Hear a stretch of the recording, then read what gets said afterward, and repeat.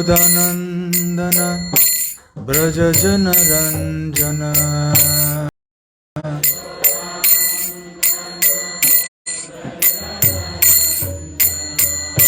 यशोदानन्दन व्रजजनरञ्जन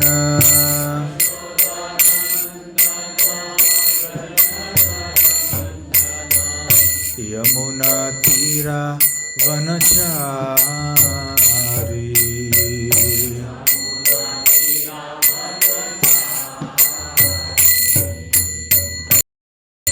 यमुनातीरा वनचारी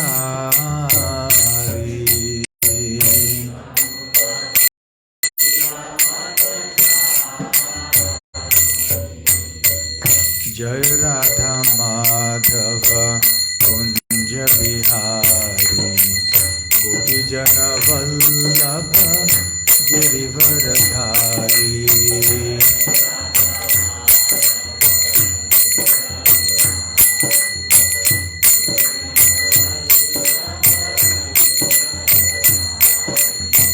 जय Radha Madhav Kunj Bihari गोपीजन Vallabh Girivardhari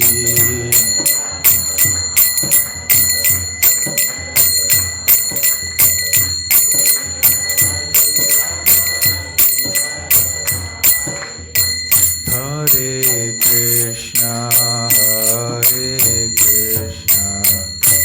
Krishna Krishna Hare Hare Hare Ram Ram Ram Hare Hare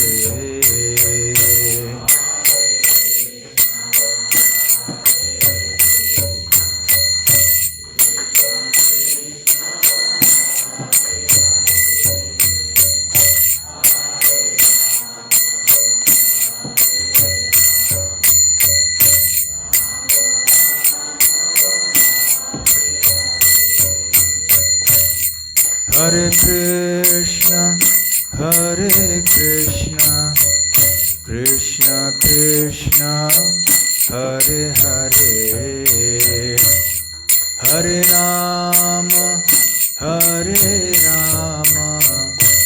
Ram Ram Hare Hare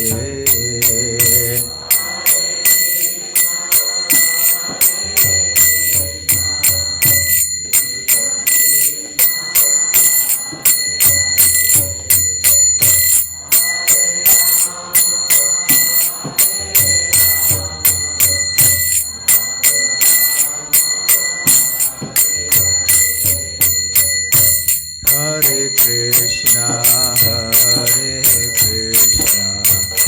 Krishna Krishna, Hare Hare, Hare Rama,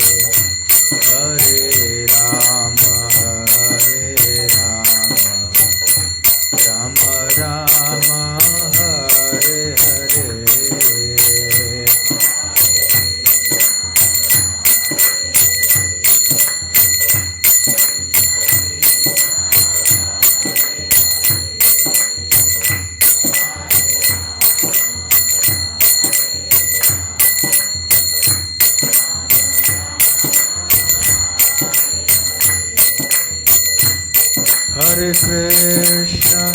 Hare Krishna, Krishna Krishna, Hare Hare, Hare Rama, Rama Rama, Hare Hare.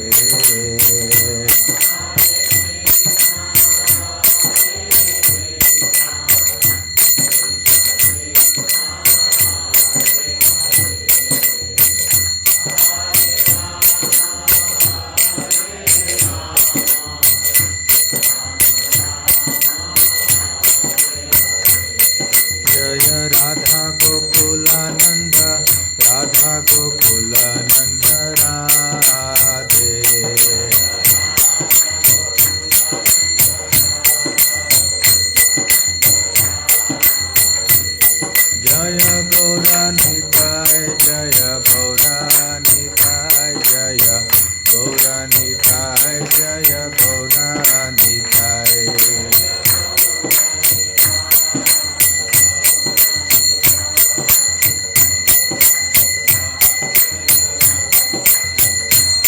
Jaya Jagannatha Jaya Jagannatha Baladeva Jaya Subhadra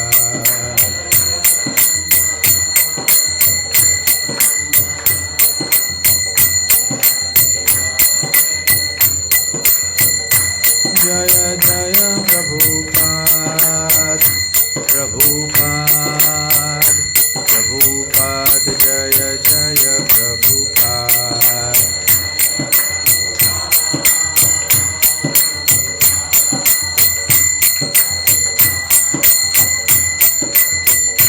Nitai Gaura Hari Bol Hari Bol Hari Bol Nitai Gaura Hari Bol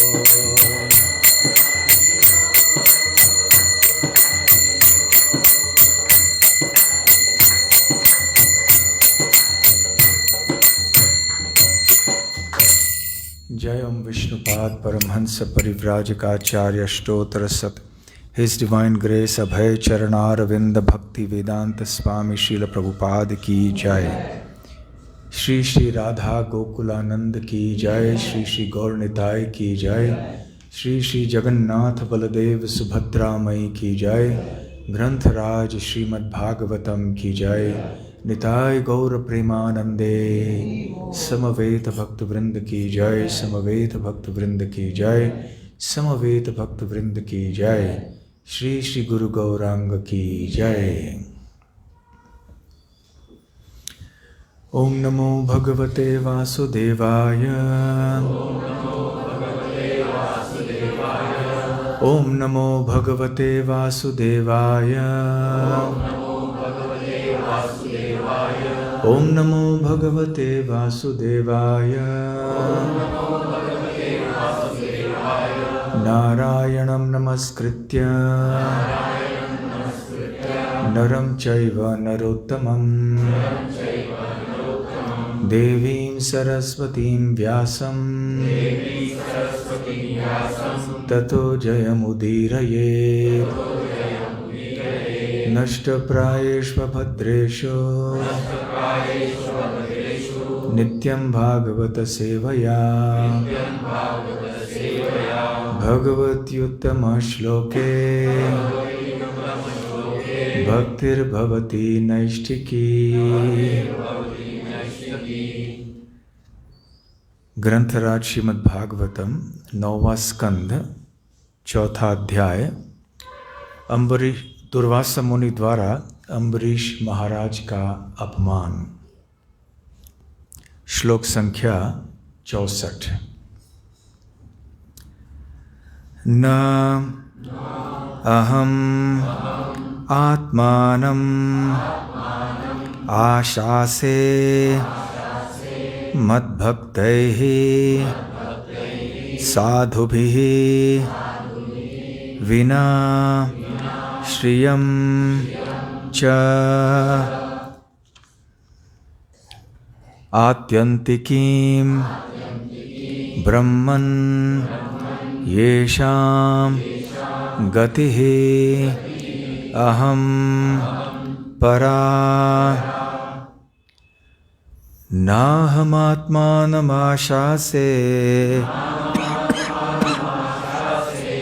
मद्भक्तैः साधुभिर्विना श्रियं चात्यन्तिकीं ब्रह्मन् येषां गतिरहं परा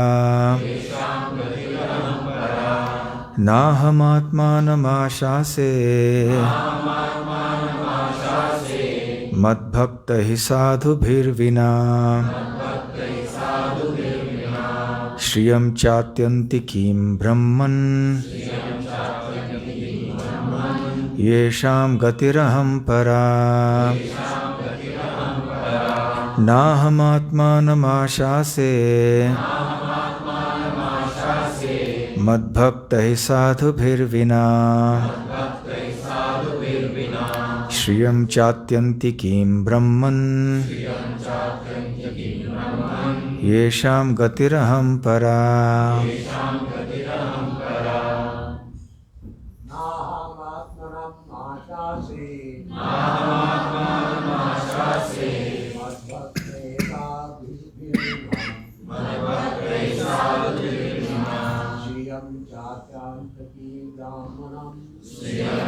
चात्यन्तिकीं ब्राह्मण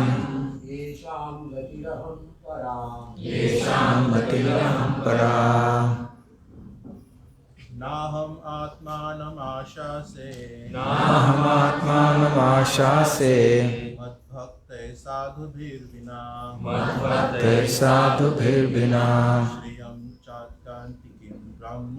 श्रियं चात्यन्तिकीं ब्रह्मन् येषां गतिरहं परा। नाहमात्मानमाशासे मद्भक्तैः साधुभिर्विना श्रियं चात्यन्तिकीं ब्रह्मन् येषां गतिरहं परा। माता जी, आत्मानमाशासे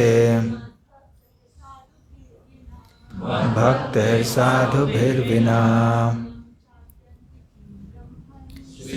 चात्यन्तिकीं ब्रह्मन् येषां गतिरहं परा। नाहमात्मानमाशासे मद्भक्तैः साधुभिर्विना श्रियं चात्यन्तिकीं ब्रह्मन् येषां गतिरहं परा। नहीं अहम मैं आत्मानं दिव्य आनंद आशा से चाहता हूँ मद्भक्तैः मेरे भक्तों के साथ साधुभिः साधु पुरुषों के साथ विना उनके बिना श्रियम मेरे छहों ऐश्वर्य च भी आत्यंतिकीम परम ब्रह्मन हे ब्राह्मण येषाम जिसका गति ही लक्ष्य अहम मैं परा परम चरम। अनुवाद और तात्पर्य श्रीला प्रभुपाद द्वारा। अनुवाद। हे ब्राह्मण श्रेष्ठ, मैं उन साधु पुरुषों के बिना अपना दिव्य आनंद तथा अपने परम ऐश्वर्यों का भोग नहीं करना चाहता, जिनके लिए मैं ही एकमात्र गंतव्य हूँ। तात्पर्य। भगवान आत्मनिर्भर हैं, लेकिन अपने दिव्य आनंद का भोग करने के लिए उन्हें अपने भक्तों के सहयोग की आवश्यकता पड़ती है। उदाहरणार्थ, यद्यपि वृंदावन में भगवान कृष्ण स्वयं में पूर्ण हैं, किंतु वे अपने दिव्य आनंद को वर्धित करने के लिए अपने भक्त ग्वालों तथा गोपियों का सहयोग चाहते हैं। ऐसे शुद्ध भक्त जो भगवान की लादनी शक्ति को बढ़ाने वाले हैं, भगवान को अत्यंत प्रिय हैं। भगवान ने केवल अपने भक्तों की संगति का आनंद लेते हैं। भगवान न केवल अपने भक्तों की संगति का आनंद लेते हैं, अपितु अनंत होने के कारण वे अपने भक्तों की संख्या को भी असीमित बनाना चाहते हैं। इस तरह वे अभक्तों तथा विद्रोही जीवों को भगवत धाम वापस ले जाने के लिए प्रेरित करने हेतु इस भौतिक जगत में अवतरित होते हैं और उन्हें प्रोत्साहित करते हैं कि उनकी शरण में जाया जाए, क्योंकि अनंत होने के कारण वे अपने भक्तों की संख्या को असीम बनाना चाहते हैं। कृष्ण भावनामृत आंदोलन भगवान के शुद्ध भक्तों की संख्या को अधिकाधिक बढ़ाने का प्रयास है। यह निश्चित है कि जो भक्त भगवान को संतुष्ट करने के इस प्रयास को पूरा करने में सहायक होता है, वह अप्रत्यक्ष रूप से भगवान का नियंत्रक बन जाता है। यद्यपि भगवान षडैश्वर्य से पूर्ण हैं, किंतु अपने भक्तों के बिना उन्हें दिव्य आनंद प्राप्त नहीं होता। इस संदर्भ में यह उदाहरण दिया जा सकता है कि यदि किसी धनी पुरुष के परिवार में पुत्र नहीं होता तो वह अपने को सुखी अनुभव नहीं करता। इसीलिए अपने इस सुख की पूर्ति के लिए वह कभी कभी दत्तक पुत्र बनाता है। शुद्ध भक्त को दिव्य आनंद का विज्ञान ज्ञात है, अतएव वह भगवान के दिव्य सुख को बढ़ाने में सदा लगा रहता है। अनुवाद को दोहराइए। हे ब्राह्मण श्रेष्ठ, मैं उन साधु पुरुषों के बिना अपना दिव्य आनंद तथा अपने परम ऐश्वर्यों का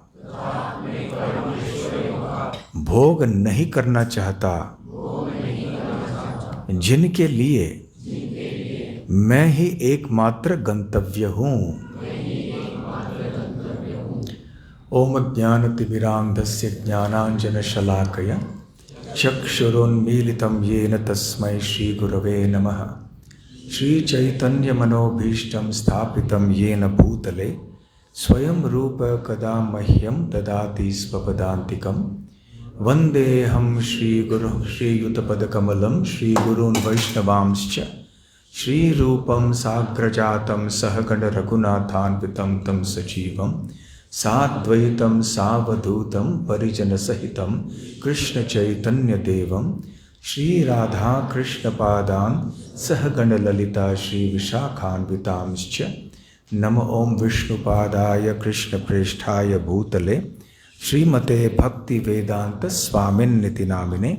नमस्ते सारस्वते देवे गौरवाणी प्रचारिणे निर्विशेष शून्यवादी पाश्चात्य देशतारिणे।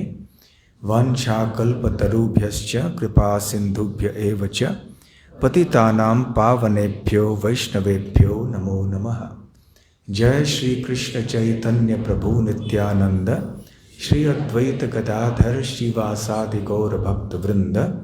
हरे कृष्ण कृष्ण कृष्ण हरे हरे, हरे राम राम राम हरे हरे।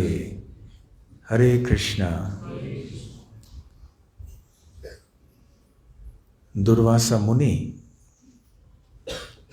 सारे ब्रह्मांड में भ्रमण करने के बाद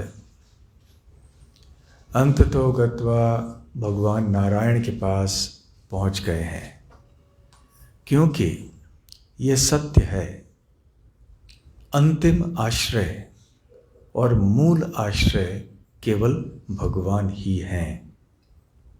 अन्य जितने भी तथाकथित आश्रय यहाँ पर भौतिक जगत में होते हैं, वो सब अपूर्ण हैं, असमर्थ हैं, अक्षम हैं।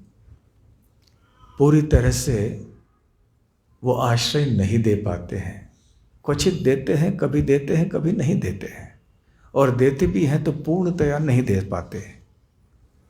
ब्रह्मा जी, शिव जी, वो भी अपने उपासकों को सीमित रूप में ही रक्षा प्रदान कर सकते हैं। कितने बार ऐसे ब्रह्मा जी के उपासक हुए जिन्होंने ब्रह्मा जी को वरदान मांगे, ब्रह्मा जी ने कहा ये वरदान मैं नहीं दे सकता, मेरी उतनी शक्ति नहीं है, और इसलिए ब्रह्मा जी स्वयं सीमित हैं। तो हर प्रकार का वरदान कैसे दे सकते हैं, विशेष रूप से अमृतत्व का। अमृतत्व अर्थात मृत्यु के ऊपर विजय, ये केवल भगवान दे सकते हैं। मुक्ति प्रदाता सर्वेशाम केवल विष्णु ही हैं। विष्णुरेव न संशयः, इसलिए भगवान का नाम है मुकुंद। मुक अर्थात मुक्ति, जो मुक्ति प्रदान करने में सक्षम हैं। तो जब दुर्वासा मुनि ने बहुत बड़ा अपराध किया महाराज अम्बरीश के चरण कमलों में, और भगवान ने उनका सुदर्शन चक्र भेजा, तो सुदर्शन चक्र के उष्णता को से बचने के लिए महाराज अम्बरीश भागे जगह जगह, परंतु सब जगह असफल रहे। जब भगवान विष्णु के पास आए, उन्होंने सोचा कि अब मुझे निश्चित ही राहत मिलेगी, और उन्होंने भगवान से निवेदन किया कि मेरी रक्षा कीजिए, मैंने बहुत बड़ा अपराध किया है।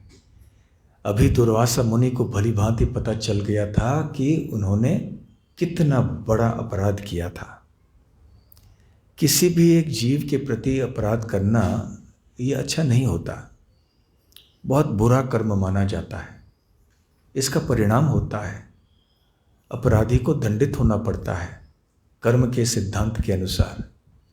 परंतु जब भगवान के भक्त का अपराध किया जाता है, और विशेष रूप से भगवान के जो महाभागवत भक्त होते हैं, तो इसका परिणाम तो बहुत ही घातक होता है, जैसे कि दुर्वासा मुनि स्वयं समझ रहे थे अभी। यद्यपि दुर्वासा मुनि इतने बड़े योगी थे, योग शक्तियों की कोई कमी नहीं थी उनके अंदर, ऐसे वो अद्भुत कार्य कर सकते थे, सारे ब्रह्मांड में भ्रमण करना और कुछ भी उत्पन्न करना भौतिक जगत में, तरह तरह के भौतिक वरदान प्रदान कर सकते थे। परंतु भक्त के अपराध के परिणाम से वो भी नहीं बच पाए, और उन्होंने आशा की कि इंद्रदेव, चंद्रदेव, वरुण देव, शिव जी, ब्रह्मा जी कोई मुझे आश्रय नहीं दे पाए, निश्चित रूप से भगवान विष्णु तो देंगे ही। और साधारणतः भगवान विष्णु आश्रय देते हैं, जो निस्सहाय भाव से उनका आश्रय ग्रहण करते हैं वो निश्चित ही आश्रय प्रदान करते हैं। परंतु क्या, हर नियम में कोई एक ऐसे अवसर होता है जब वो नियम लागू नहीं होता है। जैसे खून करना किसी का, ये बहुत बड़ा गुनाह माना जाता है और व्यक्ति को दंड मिलता है, कम से कम जो है वो जीवन भर की सज़ा उसको मिल जाती है। परंतु यदि किसी व्यक्ति की हत्या आत्मरक्षा में हुई है, किसी ने मेरे ऊपर आक्रमण किया किसी हथियार को लेकर, और मैंने अपनी रक्षा के लिए मैंने उसको मार दिया, तो फिर ये खून नहीं माना जाता, फिर मुझे फांसी की सज़ा नहीं मिलेगी। तो इस प्रकार से साधारण अवस्था में किसी का खून करना बहुत बड़ा गुनाह होता है, पर अपनी रक्षा के लिए किसी अन्य की व्यक्ति की, आक्रमण करने वाले व्यक्ति की हत्या की जाए तो उसे खून नहीं माना जाता। तो खैर, नियम ये है कि भगवान एक शरणागत व्यक्ति को आश्रय देते हैं। सर्वधर्मान परित्यज्य माम एकम शरणम व्रज, मेरे शरण में आओ, मैं आश्रय ग्रहण मैं प्रदान करूंगा।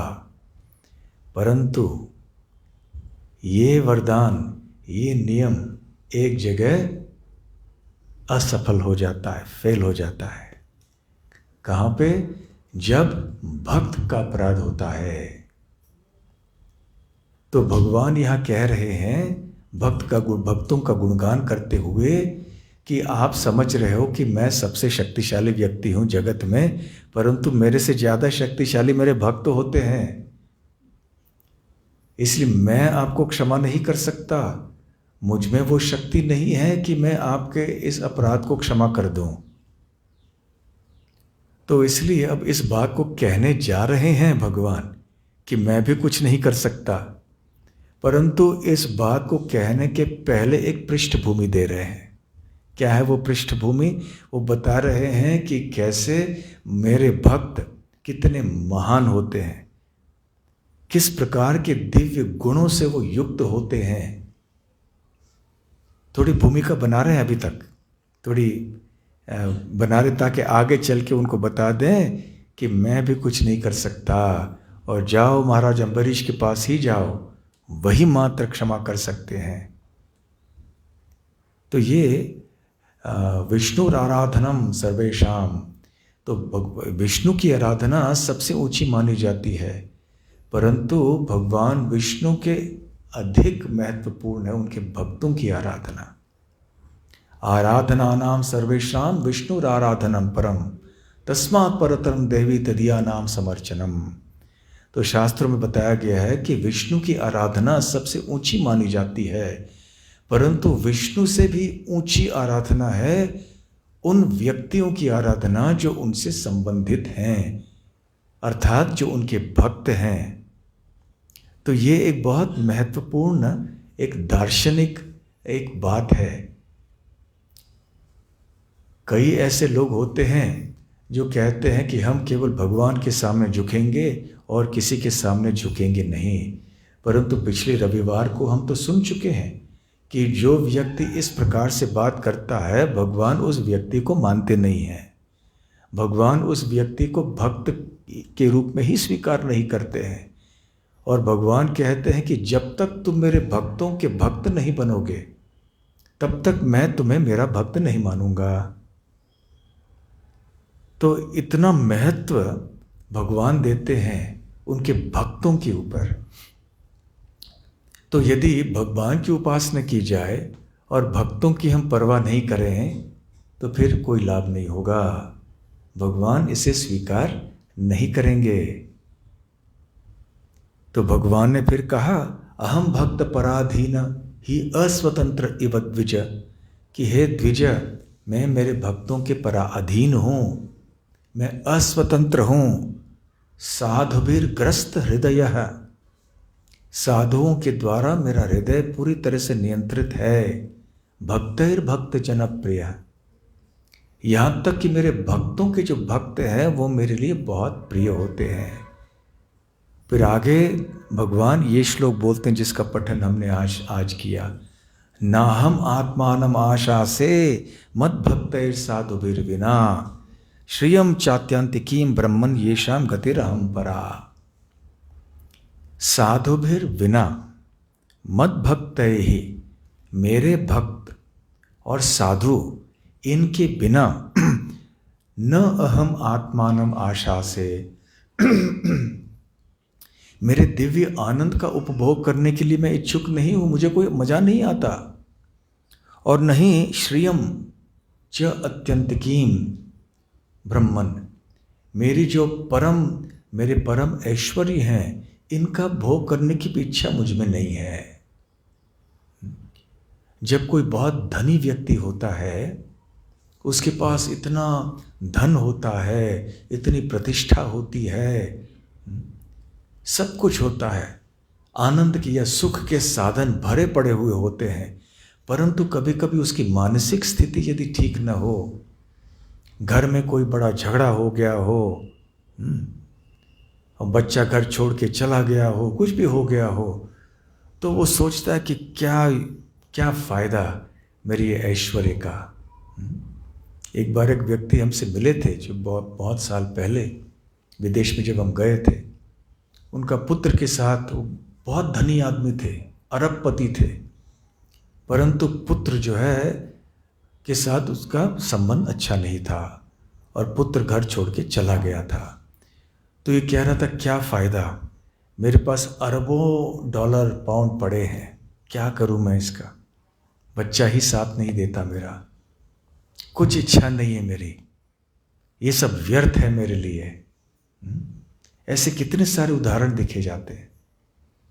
तो है इतना सारा धन, परंतु भोगने की इच्छा नहीं हो रही है, सारा उत्साह भोगने का खत्म हो गया। व्यक्ति दिन रात मेहनत करता है ये सब कमाने के लिए, और इतना सब आने के बाद अपने जीवन में कभी ऐसी कोई घटनाएं हो जाती हैं जिसके द्वारा जो इन सब चीज़ों को भोगने का उत्साह खत्म हो जाता है।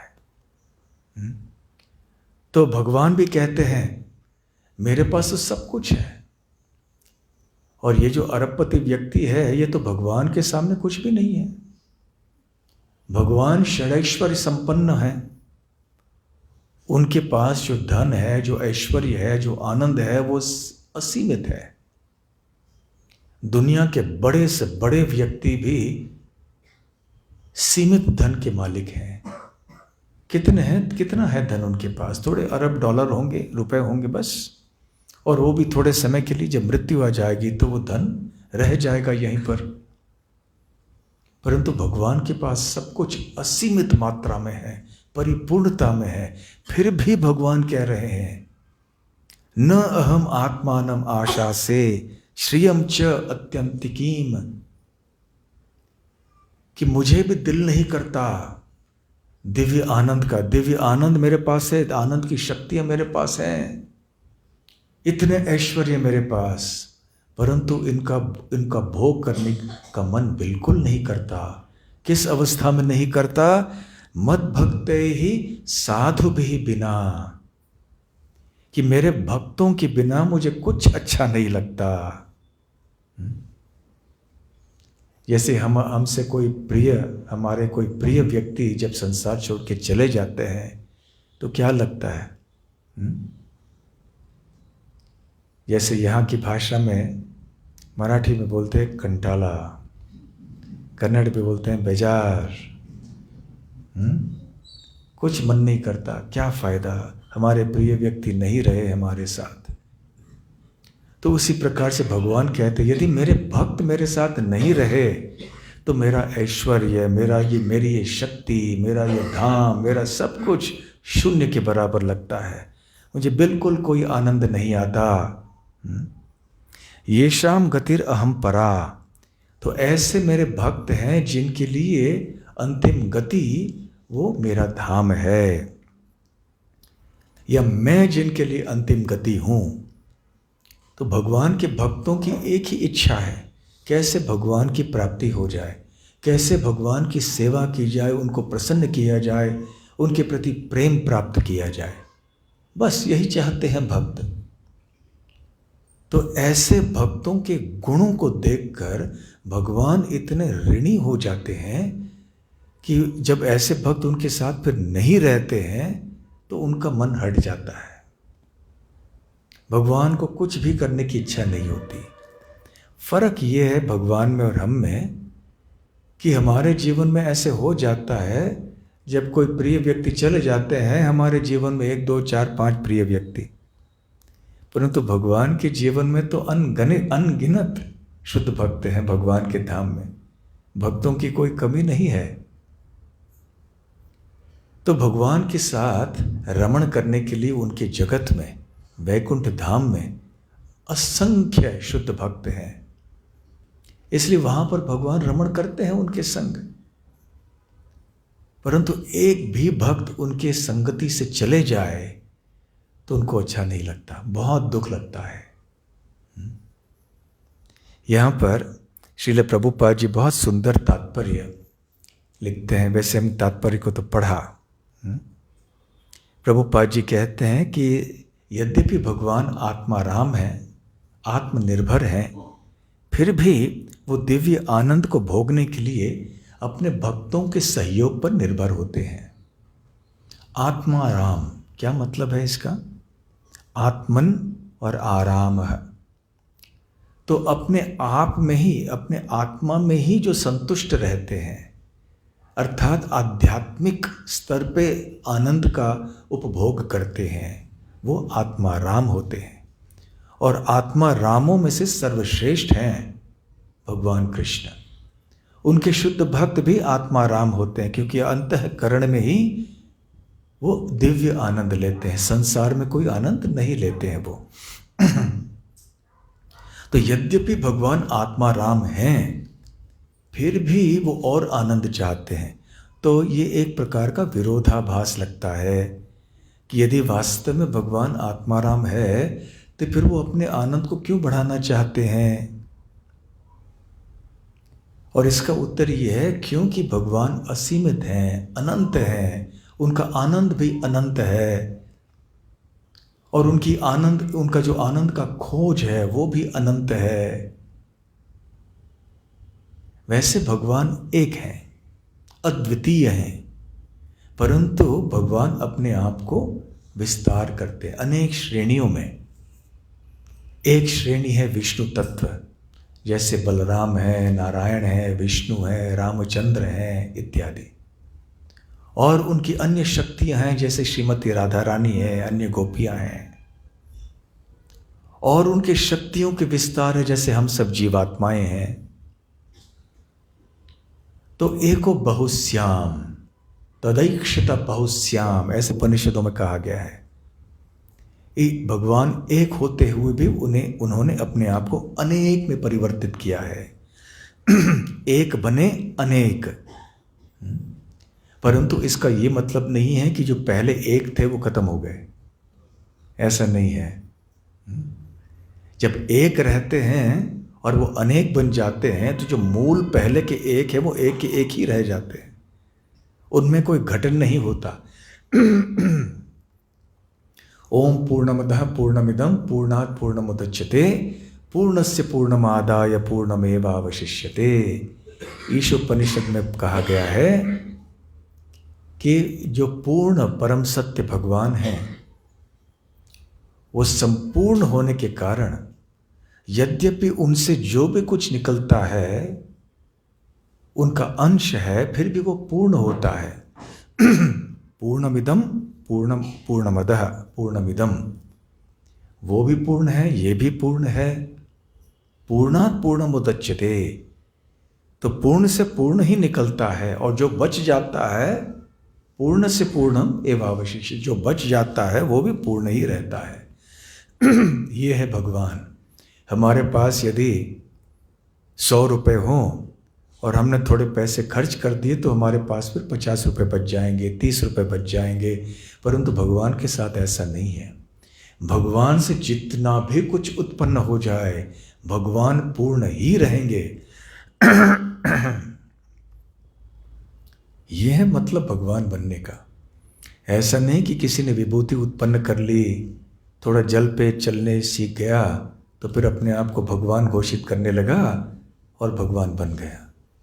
भगवान इतने सस्ते नहीं हैं, प्रभुपाद जी कहते हैं। तो भगवान वो है जिनसे सब कुछ उत्पन्न होता है और असीमित मात्रा में उत्पन्न होते रहता है, और फिर भी उनमें तनिक भी कोई घटन नहीं होता।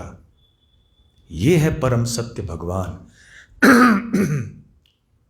लेकिन भारत में गली गली में एक अवतार है जिसको कोई कष्ट होने पर डॉक्टर के पास जाना पड़ता है। तो किस प्रकार के भगवान प्रभुपाद जी कहते हैं, दांत में कुछ हो गया, दांतों के डॉक्टर के पास भाग गए। लेकिन भगवान कृष्ण इस प्रकार के भगवान नहीं है। एको बहुश्याम, जब वो बन जाते अनेक, अपने आप को विस्तार करते हैं, तो फिर ये प्रश्न उठता है कि वो क्यों अपने आप को विस्तार करते हैं, एक अनेक क्यों बन जाते हैं। और प्रभुपाद जी उत्तर देते हैं, आनंद के लिए, दिव्य आनंद की असीमित वृद्धि के लिए। क्योंकि भगवान असीमित है, उनका आनंद भी असीमित है, आनंद का खोज भी असीमित है। इसलिए भगवान के ऊपर हम सीमा नहीं लगा सकते। आप आत्मा राम है, बस इतना ही आनंद आपसे संतुष्ट होना चाहिए आपको, इससे ज़्यादा आनंद आप ढूंढ नहीं सकते। फर्क भगवान के आनंद के खोज में और हमारे आनंद के खोज में ये है कि भगवान का आनंद का खोज सत्य पर निर्भर है और पूर्ण सामर्थ्य पर निर्भर है। परंतु हमारा सुख का खोज मिथ्या पर, झूठ पर निर्भर है। वो क्या झूठ है कि हम भोक्ता हैं, हम मालिक हैं, हम प्रभु हैं, और सामर्थ्य पर निर्भर है। हम भोग करना चाहते हैं लेकिन नहीं कर पाते, अपचन हो गया, पेट में कुछ गड़बड़ी हो गई, खा नहीं सकते हमारे प्रिय वस्तु।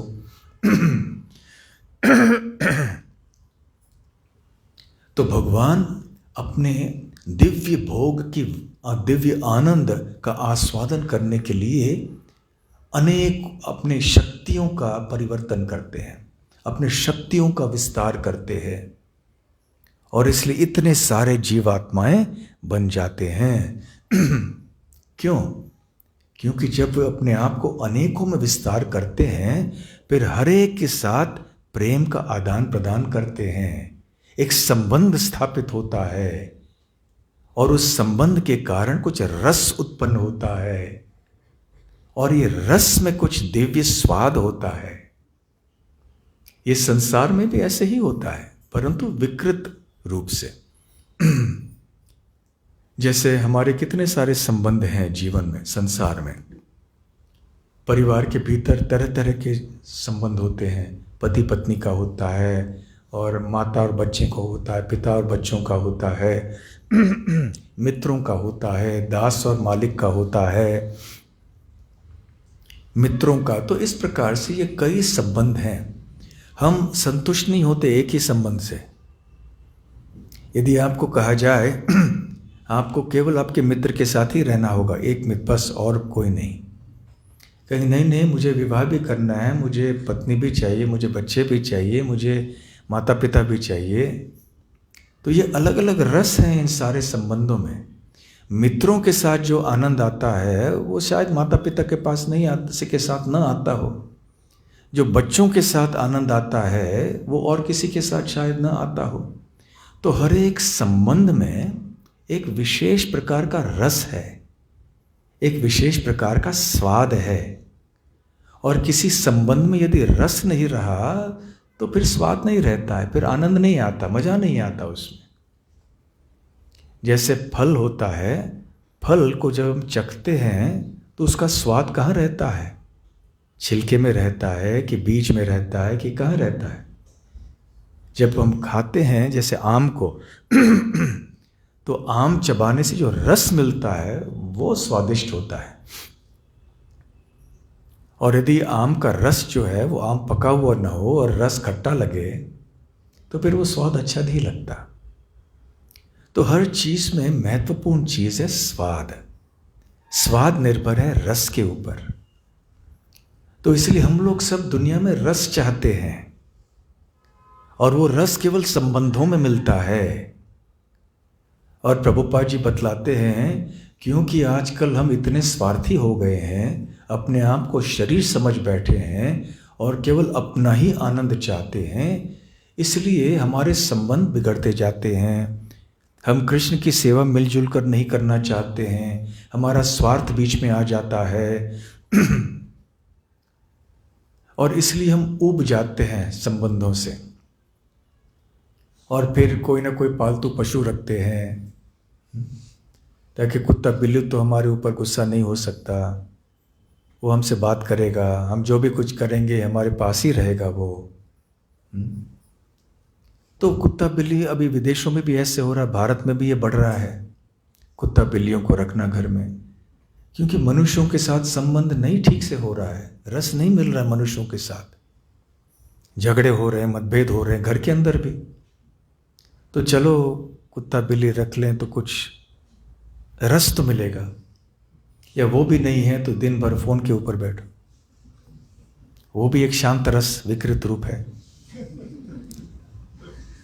हम यंत्रों के साथ बैठते हैं, कुछ ना कुछ हमें रस चाहिए। रसहीन जीवन जो है वो जीने लायक नहीं है। इसलिए जो निराकार ब्रह्म में लीन हो जाते हैं वो भी वहां पर टिक नहीं पाते अधिक समय तक, क्योंकि वहां पर शांति है, अमृतत्व है, मृत्यु नहीं है वहां पर, परंतु संबंध नहीं है, सेवा नहीं है, कोई रस नहीं है। तो जीव सोचता है भौतिक जगत ही सही, फिर से बेलगाम में आ जाते, भले झगडे हो जाएं, भांडण झालं तर झालं, कमीत कमी कोणाबरोबर तर भांडण होईल, किसी के साथ तो झगड़ा कर सकेंगे ना। ऐसे ही बैठना, ना कोई प्रेम, ना झगड़ा, ना कुछ, कुछ तो हो। तो इसलिए संबंध जो होते हैं ये बहुत आवश्यक होते हैं जीवन में। इसलिए भक्ति मार्ग में वैष्णवों के बीच में जो संबंध होता है इसके ऊपर बहुत महत्व रखा जाता है। और वैष्णवों के बीच में संबंध बिगड़ जाता है तो बहुत भक्त को दुख हो जाता है। अनुभव किया है कभी? किया है कि नहीं किया? सब लोग बड़े गंभीरता से अपने आप ही हाँ कह रहे हैं। होता है कभी कभी ऐसे, तब बहुत मजा किरकिरा हो जाता है। तो भगवान श्री कृष्ण जिस रस का अनुभव करते हैं वो शुद्ध है, दिव्य है। हम लोग यहाँ पर रह के जो रस का आस्वादन करते हैं वो विकृत रस है, बहुत जल्दी कड़वा हो जाता है। परंतु भक्ति का रस जो है वो बढ़ते रहता है और भी मीठा मीठा मीठा होते रहता है। और भगवान समस्त प्रकार के रसों का आस्वादन करने के स्वामी हैं, रसिक शेखर हैं वो। भक्ति रसामृत सिंधु में श्रील रूप गोस्वामी भगवान श्री कृष्ण को अखिल रसामृत मूर्ति ही कहते हैं। अखिल रसों के अमृत की मूर्ति हैं भगवान श्री कृष्ण। तो भगवान श्री कृष्ण का अस्तित्व ही रस के ऊपर आधारित है, इसलिए वो अपने आप को अनगिनत जीवों में ऐसे विस्तार करते हैं। उनकी जो जीव शक्ति है वो विस्तार करती है और जीव बन जाते हैं। फिर जीवों के साथ आदान प्रदान होता है। हमें भी अनुभव है, हम अकेले रहना पसंद नहीं करते। आप में से कितने भक्त केवल अकेले रह सकते हैं बिना किसी के साथ, बिना कोई व्यक्ति, कोई परिवार में कोई साथ नहीं, कोई मित्र नहीं, कोई नहीं, अकेले अकेले अकेले बैठना? कब तक बैठ पाएंगे? थोड़े लोग ऐसे होते हैं जो अकेले रहना चाहते हैं, जंगल में जाके अकेले सुनसान जगह में रहते हैं, बहुत कम होते हैं। फिर भी उनको पेड़ साथ में चाहिए, उनको पंछी चाहिए, कुछ तो कोई तो चाहिए। हमें कोई साथ में चाहिए, उसके बिना हम रह नहीं सकते। इसलिए प्रवृत्ति कहाँ से आ रही है? भगवान से आ रही है। भगवान के अंदर ये प्रवृत्ति है, इसलिए हमारे अंदर भी आ गई। तो भगवान ने अपने आप को विस्तार किया एको बहुश्याम, ताकि ये रस का आस्वादन हो जाए। रसो वै सह, और भगवान ही रस हैं।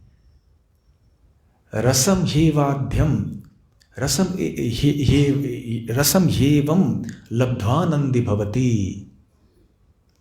तो रसम ही एवं लब्ध्वा, ये तैत्तरीय उपनिषद में बताया गया है कि जब कोई व्यक्ति इस रस को प्राप्त करता है, लब्ध्वा मतलब प्राप्त करना, रसम ही एवं लब्ध्वा आनंदी भवति, वो आनंदित हो जाता है व्यक्ति। तो जब तक हम ये दिव्य रस को प्राप्त नहीं करेंगे हम आनंदित नहीं हो सकते हैं।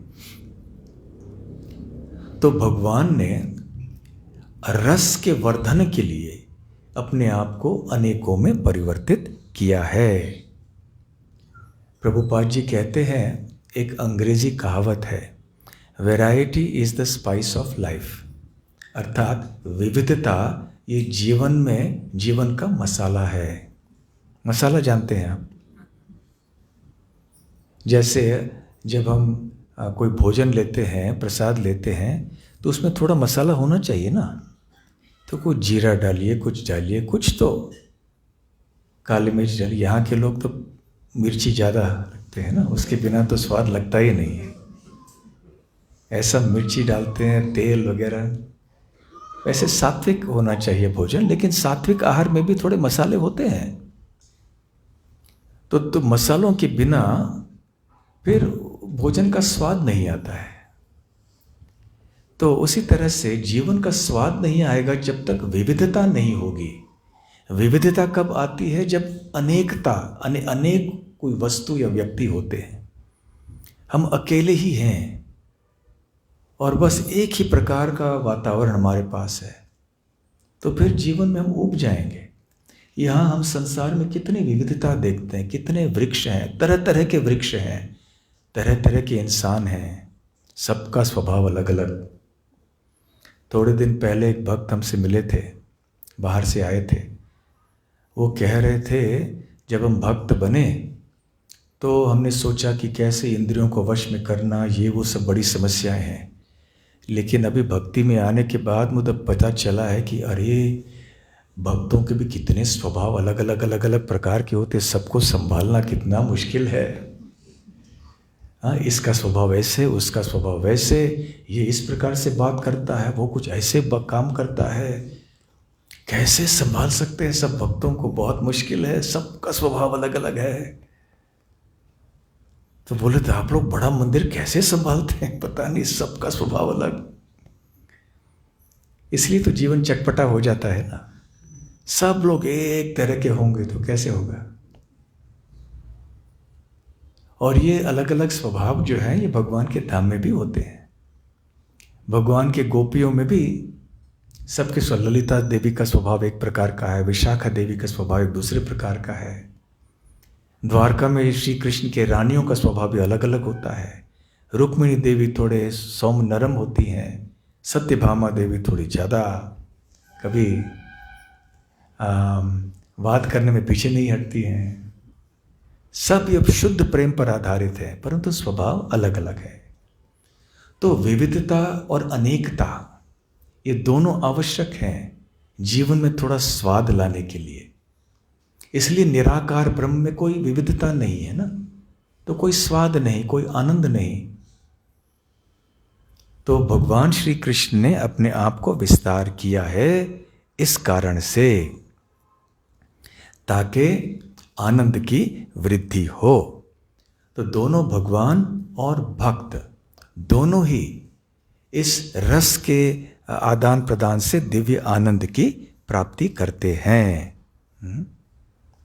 तो यहाँ पर प्रभुपाद जी दूसरी बात बताते हैं कि ऐसे जो शुद्ध भक्त होते हैं वो भगवान के दिव्य आनंद की वृद्धि करने का प्रयास करते हैं, इसलिए वो भगवान के लिए बहुत प्रिय होते हैं।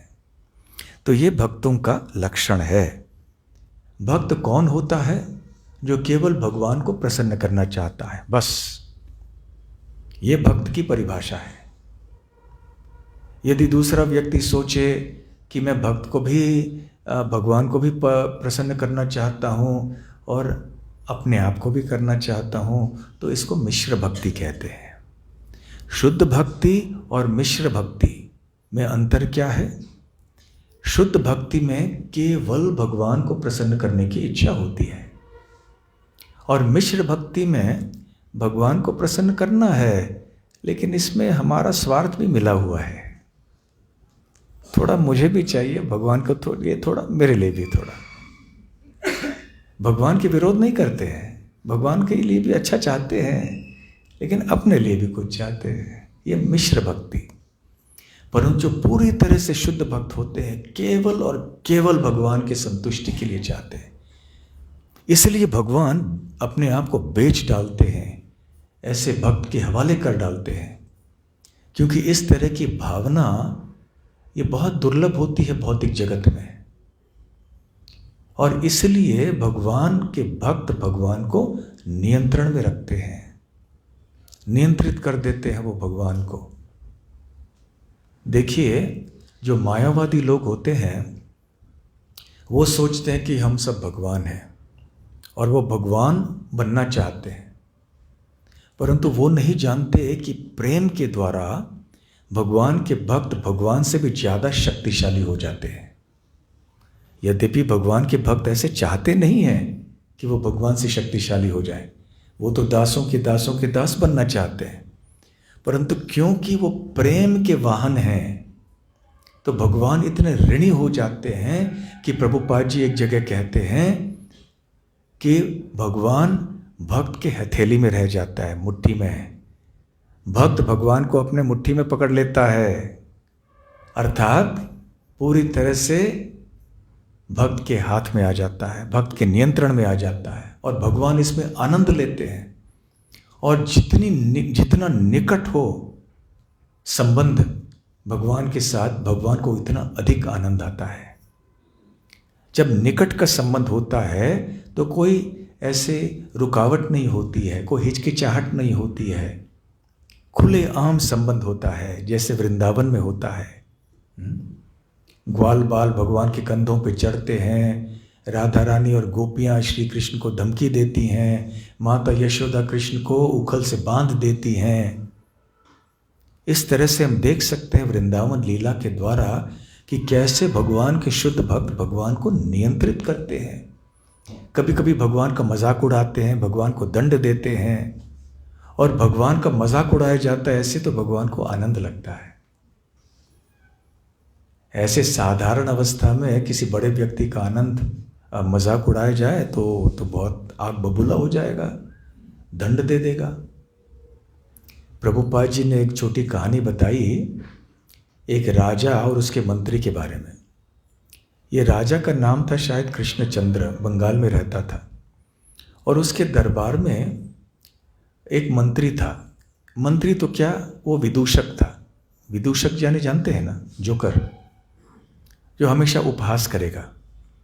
क्योंकि क्या होता है कि राजा के दरबार में हमेशा बड़ी बड़ी बातें होती है ना, कौन से राज्य के ऊपर हमला करना चाहिए, अब ये समस्या है राज्य में, वो समस्या है।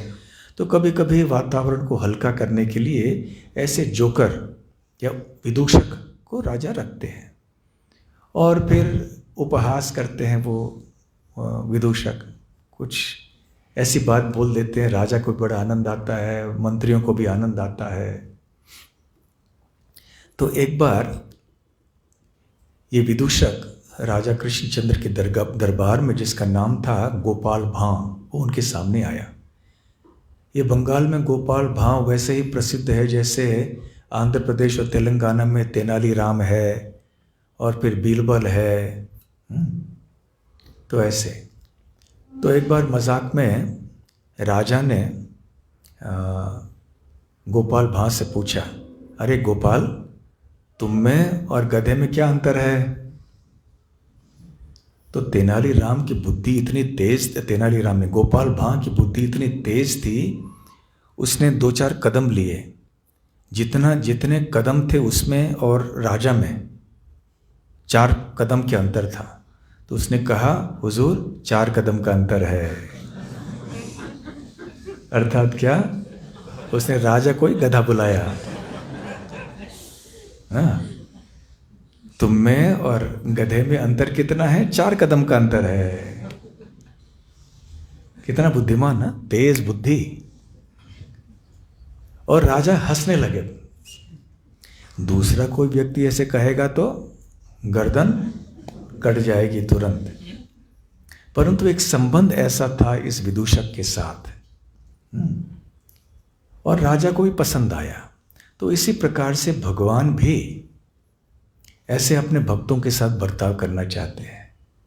ग्वाल बाल भी कृष्ण का बहुत मजाक उड़ाते हैं, गोपियां भी मजाक उड़ाती हैं। एक बार गोपियों ने बरसाना में कृष्ण की शिखा को लेकर वहाँ बांध कर रखा था उधर, खबरदार, और मस्ती की, तो बांध कर ऐसे कृष्ण रह गए। फिर अन्य ग्वाल बालों ने आकर उनको छोड़ना पड़ा। कृष्ण को आनंद आता है, मजा आता है ऐसे करने में। अब जो ये शुद्ध भक्ति के और विशेष करके वृंदावन के भक्ति भाव से भली भांति परिचित नहीं होते, उनको ये सब सुनकर हैरानी हो जाएगी, अरे भगवान के साथ ऐसा बर्ताव करते हैं, अरे रे रे ऐसे करेंगे, नहीं नहीं नहीं, ऐसा कितना बड़ा अपराध हो गया।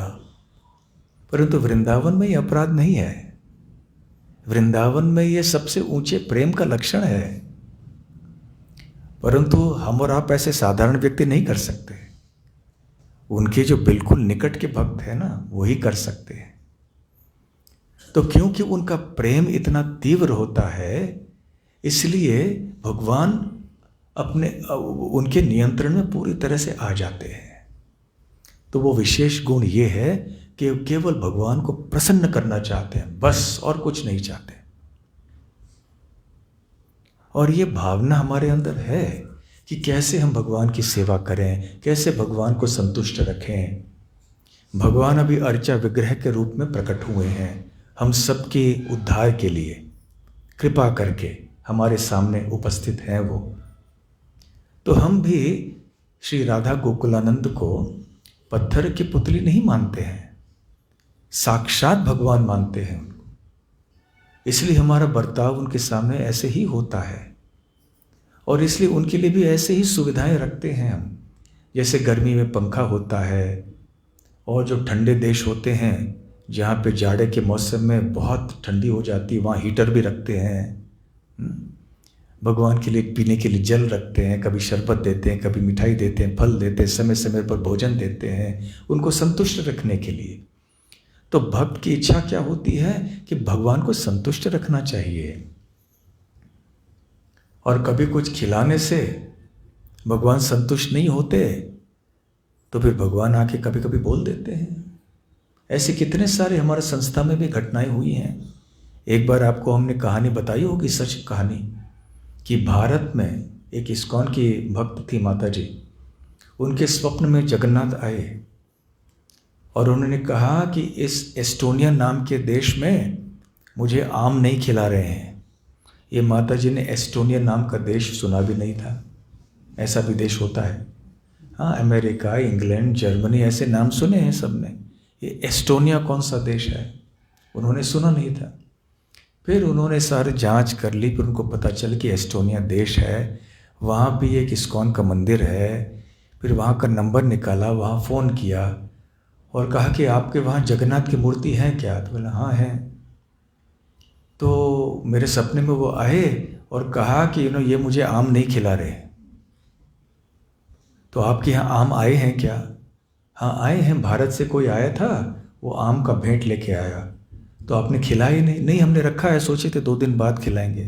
तुरंत खिलाइए। जगन्नाथ गुस्सा हो गया उनको क्योंकि आपने आम नहीं खिलाया उनको। तो तुरंत जल्दी से उन्होंने आम काट के भगवान को अर्पण किए। और 2 दिन बाद फिर स्वप्न आया, हाँ अभी मैं संतुष्ट हूँ। फिर उन्होंने फ़ोन किया, हाँ अभी खिलाते रहना, जब तक आम है जगन्नाथ को खिलाते रहना। तो भगवान भी ये प्रादान प्रदान चाहते हैं। तो भक्त की इच्छा होती है भगवान विग्रह के सामने आए ना, कैसे भगवान को संतुष्ट किया जाए। इसी में भक्त को आनंद मिलता है, भगवान का श्रृंगार करना। जितना हम भगवान का श्रृंगार करेंगे, अपना श्रृंगार करने की इच्छा चली जाएगी। नहीं तो क्या करेंगे, भगवान का श्रृंगार में रुचि नहीं रखेंगे तो आईने के सामने दिन भर खड़े रहेंगे। बाल कैसे दिखते, कपड़े कैसे दिखते। वो बताए थे ना, पहले यहाँ आईना रखा हुआ था किसी कारण से, तो लोग अंदर आते थे भगवान को देखने के बजाय आईने में जाके ऐसे ऐसे से सब करते। फिर हमने कहा निकाल दो आईने को, नको नहीं चाहिए। हाँ, यहाँ भगवान को देखने आए कि अपने आप को देखने आए। तो जितना हम भगवान के लिए सेवा, संतुष्टि के लिए सेवा करेंगे, भगवान को सुंदर बनाने के लिए प्रयास करेंगे, अपने आप को सुंदर बनाने की इच्छा कम हो जाएगी।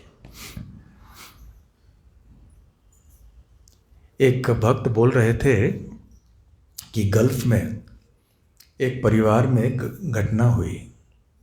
उनके घर में शायद लड्डू गोपाल जी की मूर्ति थी, सेवा कर रहे थे वो। तो वहाँ तो बहुत गर्मी होती है, आपको पता है। तो गर्मी का मौसम था वैसे भी।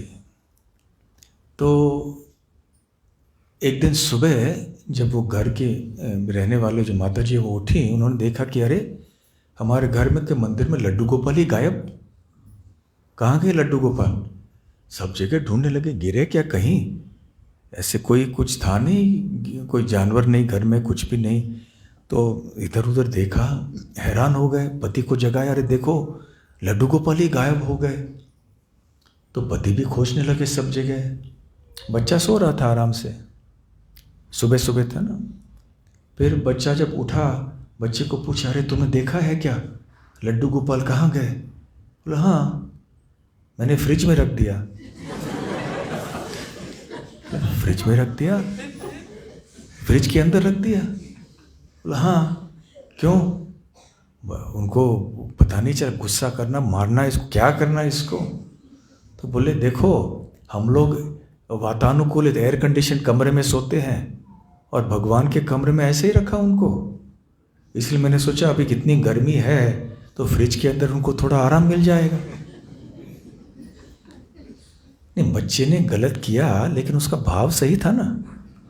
उसको इतना नहीं मालूम था फ्रिज में कितनी ठंडी होती है, बाहर कितना। हाँ, हम फ्रिज के अंदर बैठेंगे, हमारी हालत क्या हो जाएगी। तो उसको इतना ज्ञान नहीं था, परंतु उसका भाव कितना मासूम और शुद्ध था कि भगवान को कष्ट हो रहा है, यहाँ गर्मी है तो फ्रिज के अंदर रखेंगे तो ठंडक पहुंच जाएगा भगवान को। तो भगवान, मुझे लगता है कि लड्डू गोपाल ने बुरा नहीं माना होगा।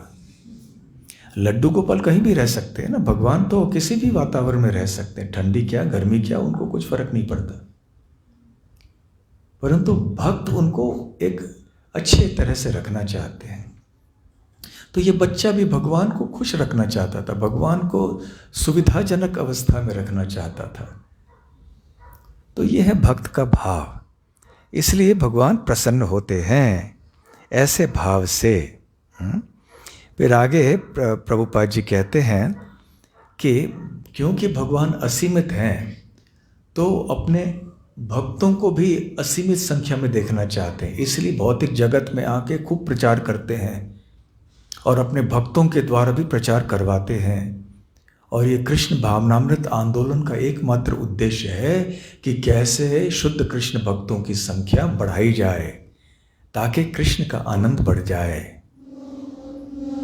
क्योंकि जितने ज़्यादा शुद्ध भक्तों की संख्या बढ़ेगी वैसे प्रेम का आदान प्रदान भगवान के साथ होगा, भगवान भी संतुष्ट होंगे, भक्त भी संतुष्ट होंगे। तो इस प्रकार से ऐसी भावना जब होती है तो भगवान प्रसन्न हो जाते हैं। अंत में प्रभुपाद जी एक उपमान देते हैं यहाँ पर कि जैसे एक धनी व्यक्ति के घर में कोई संतान नहीं होता तो वो संतुष्ट नहीं होता, तो ठीक उसी प्रकार से भगवान भी अपने भक्तों के बिना दिव्य आनंद का अनुभव नहीं करते हैं। तो ऐसे भगवान दुर्वासा मुनि को कह रहे हैं, आप मेरे भक्तों को साधारण नहीं समझना, जब मेरे भक्त मेरे पास में नहीं होते हैं मेरा जीवन बिल्कुल शून्य सा हो जाता है। जैसे भक्त को भगवान के बिना जीवन शून्य लगने लगता है वैसे भगवान को भक्त के बिना भी जीवन शून्य लगने लगता है।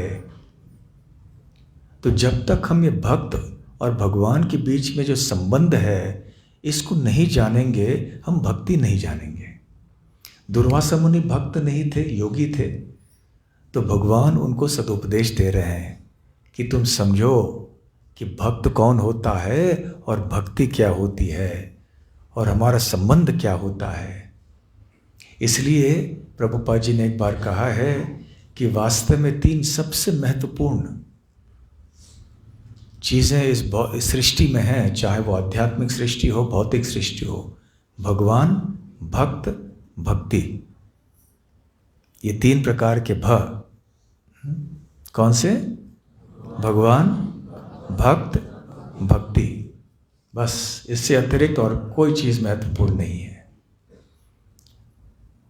तो अवगत कराना चाहते थे भगवान दुर्वासा मुनि को, और आगे चल के भी वो और 2-4 श्लोकों में भक्तों की महिमा मंडन करेंगे, महिमा का गान करेंगे। हरे कृष्ण कृष्ण कृष्ण हरे हरे, हरे राम राम राम हरे हरे। धन्यवाद।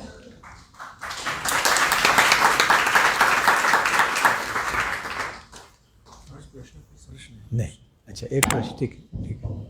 महाराज जी, जो भगवान और हमारे विग्रहों के साथ आदान प्रदान नवसुखिया भक्त कैसे कर सकते हैं ताकि हम आध्यात्मिक भौतिक रस को छोड़ के आध्यात्मिक रस? नौसुखिया भक्त को चाहिए कि वो भगवान के विग्रहों के सामने बहुत ही सावधानी से रहे। प्रेम का भाव होना चाहिए परंतु सीमा के भीतर सावधान होना चाहिए। अपने मन में कोई भी भाव रखो प्रेम का भगवान के प्रति, परंतु कृति में लाते से नहीं लाना चाहिए। जैसे अट्टहास नहीं करना चाहिए भगवान के सामने। जैसे मित्र के साथ कोई बैठते हैं, कभी कभी हंसी मजाक में अट्टहास हो जाता है, तो भगवान भी हमारे भक्त हैं, जोर जोर से हंसेंगे नहीं, ऐसा नहीं। लक्ष्मी नारायण यद्यपि ये राधा कृष्ण की विग्रह हैं, फिर भी इस प्रकार से होना चाहिए कि मानो वो लक्ष्मी नारायण के विग्रह हैं। लक्ष्मी नारायण की उपासना ऐश्वर्य भाव में होती है। ऐश्वर्य में भी प्रेम होता है। तो उसी प्रकार से हम जब राधा कृष्ण के विग्रहों की सेवा करते हैं तो एक ऐश्वर्य भाव होना चाहिए, परंतु प्रेम युक्त, ताकि अपराध न कर बैठे हम। ठीक है, फिर ऐसे करेंगे तो धीरे धीरे धीरे से और प्रेम बढ़ता जाएगा हमारे अंदर। सनातन गोस्वामी का ऐसे स्तर है कि वो अपने विग्रहों को डांट भी सकते थे।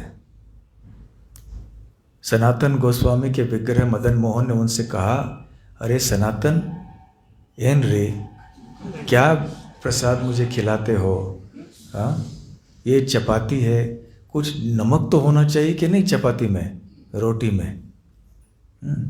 तो सनातन गोस्वामी ने कहा, आज नमक मांग रहे हो, कल शक्कर मांगोगे, गुलाब जामुन दे दो, रसगुल्ला दे दो। मैं तो भिक्षुक हूँ, मैं कहाँ से लाऊंगा ये सब? जो भी मुझे भिक्षा में मिलता है वो उसी से आपको संतुष्ट रहना पड़ेगा। अभी हम सनातन गोस्वामी की नकल नहीं कर सकते। राधा गोकुलानंद, आज आपको राजभोग नहीं मिला। भगवान ने कहा, क्यों नहीं मिला?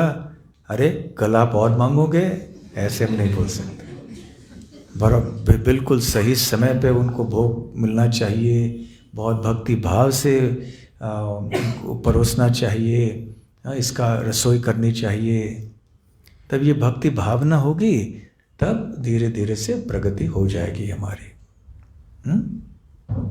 कुछ और पूछना चाहते थे? नौसुखिया शुद्ध भक्त रस आस्वादन करते हैं, नौसुखिया भक्त का भगवान से कुछ रस नहीं, ऐसे लगता है। मतलब नौसुखिया भक्त जो भगवान की सेवा का ऑल्टर पे सेवा कर रहे हैं या बाहर?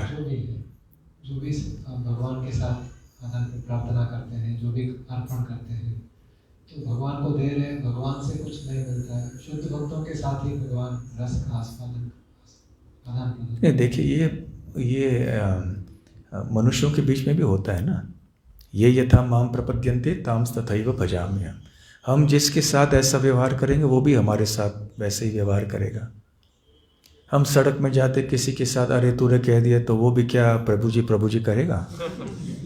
वो भी अपनी तरह से उत्तर देगा।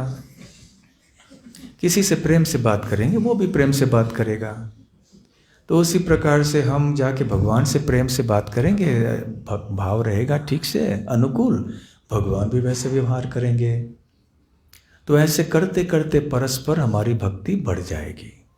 भक्तों के संग में आएंगे, हम सीखेंगे कि कैसे भगवान के प्रति रहना चाहिए, क्या भाव होना चाहिए। ठीक है, धन्यवाद। हरे कृष्णा।